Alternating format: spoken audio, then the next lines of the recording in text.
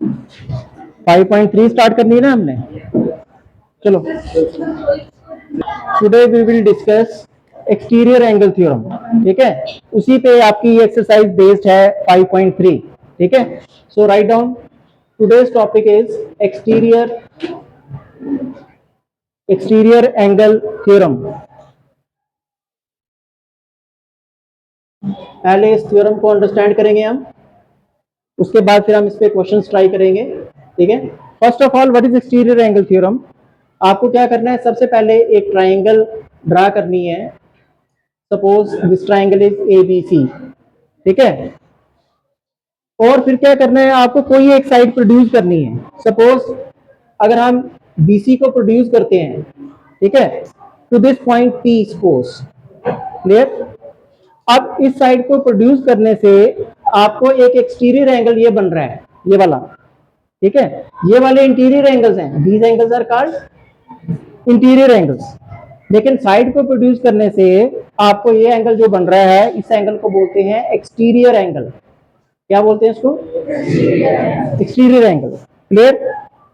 अब इस एंगल को हम 1 मान लेते हैं, इसको 2 मान लेते हैं, इसको 3 मान लेते हैं।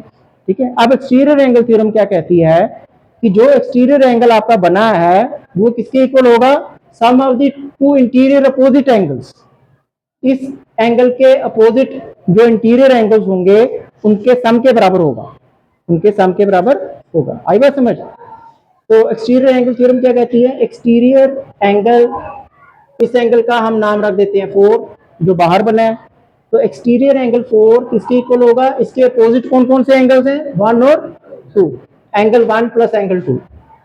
This theorem is called exterior angle theorem.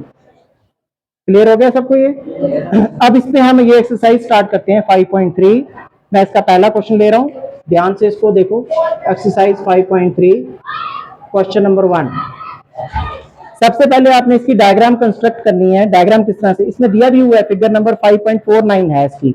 ठीक है, तो ये डायग्राम मैं भी बना रहा हूं, आप भी बनाओ अपनी कॉपी पे। सपोज ऐसे है ये, ठीक है, इस टाइप की डायग्राम है इसकी। अब इसको हम लेबल करते हैं। Suppose this point is S, ध्यान से बनाओ डायग्राम।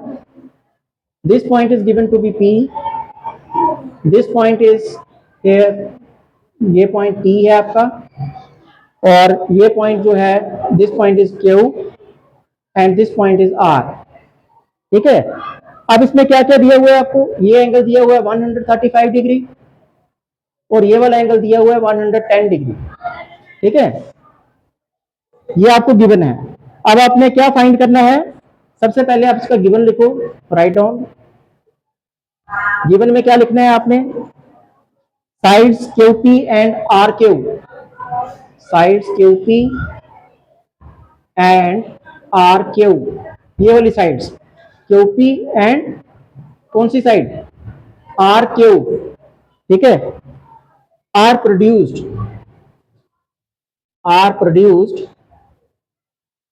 कहां कहां पे प्रोड्यूस किया है? RQ को कहां पे प्रोड्यूस किया है? T तक, और PQ को कहां पे प्रोड्यूस किया हमने? S तक। Are produced 2 points. कौन कौन से पॉइंट्स हैं? पहले देखो, पहले हमने QP लिखा ना यहाँ पे, तो QP कहां पे प्रोड्यूस किया है? S पे। तो पहला पॉइंट क्या लिखेंगे? S। एंड दूसरी साइड क्या लिखी है मैंने? RQ को कहां तक प्रोड्यूस किया है? T तक। समझ आ गया आपको ये? These two sides are produced to the points S and T. Clear? और क्या दिया हुआ है? What is again क्या दिया हुआ है आपको इसमें? एंगल SPR कितना दिया हुआ है? 135। ये वाला एंगल SPR कौन सा एंगल हुआ? SPR। ठीक है, और PQT कितना दिया है? PQT कौन सा एंगल हुआ? ये वाला एक्सटीरियर एंगल PQT, ये दिया आपको 110 डिग्री। ठीक है, now what we have to find, क्या फाइंड करना है हमने? हाँ, एंगल कौन सा निकालना है हमने? PRQ। तो ध्यान से देखो इसको। There are 2 methods. एक तो हो गया एक्सटीरियर एंगल थ्योरम, जो भी मैंने आपको बताई। दूसरा एक और मेथड भी है, without applying exterior angle theorem we can also find angle PRQ। ठीक है, वो देखो कैसे, ध्यान से पहले अंडरस्टैंड करो, फिर हम इसका प्रूफ करेंगे। ठीक है।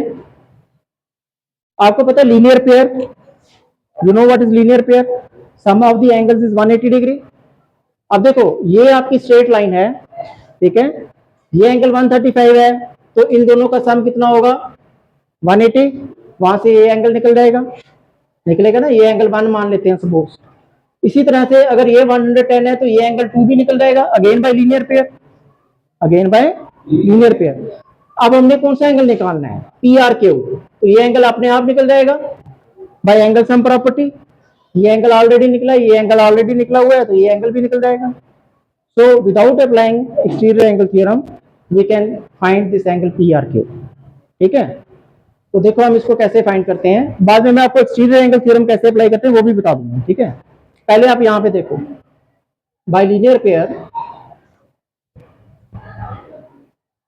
comma we have, देखो लीनियर पेयर मैं कहां पे अप्लाई कर रहा हूं, पहले पी पॉइंट पे अप्लाई करते हैं। तो एंगल का नाम क्या है, angle S P R plus, मैं एंगल 1 नहीं लिख रहा हूं, मैं पूरा एंगल शो करता हूं, ठीक है। पहले आ गया एस पी आर, दूसरा कौन सा है क्यू पी आर, इन दोनों का सम कितना होगा बोलो, क्या होगा सम 180 डिग्री, ठीक है।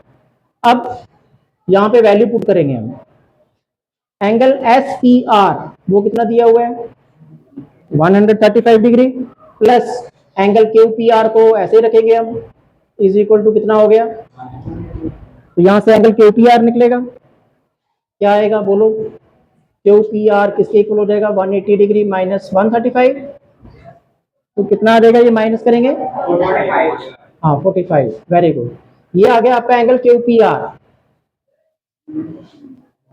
समझ आ गया आपको यहां तक। Again now we apply linear pair axiom on this point Q, ठीक है। देखो again by linear pair axiom,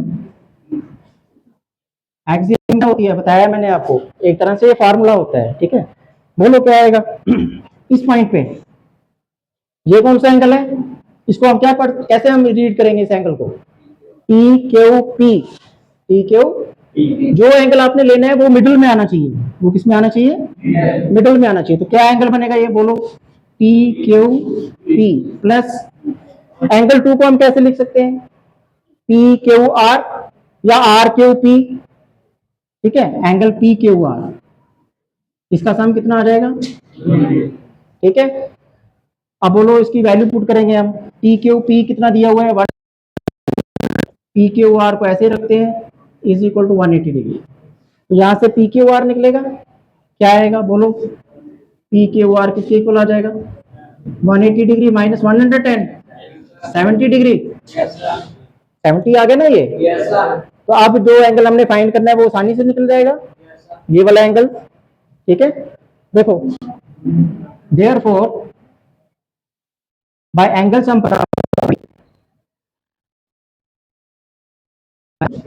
property comma we have,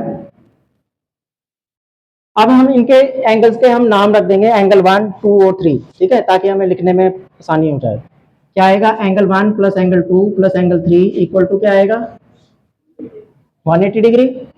अब इसमें वैल्यूज पुट कर दो, आपका एंगल 3 निकल जाएगा, ठीक है। एंगल 1 की वैल्यू क्या है, क्या निकाला अभी हमने, एंगल 1 कौन सा एंगल है क्यू पी आर, वो कितना निकाला हमने 45 plus what is angle 2 70 is equal to plus angle 3 equal to क्या आएगा 180। तो यहां से बोलोगे एंगल 3 क्या आ जाएगा, it implies angle 3 equal to 180 degree minus क्या हो जाएगा, पहले इन दोनों को ऐड कर लो 115 माइनस करो क्या आएगा 65 degree, this is your final answer, यही हमने फाइंड करना था, ठीक है। We have to find angle P R Q and how much it is equal to angle 3 equal to 65 degree. समझ आ गया सबको, किसी को कोई डाउट है करो इसको नोट।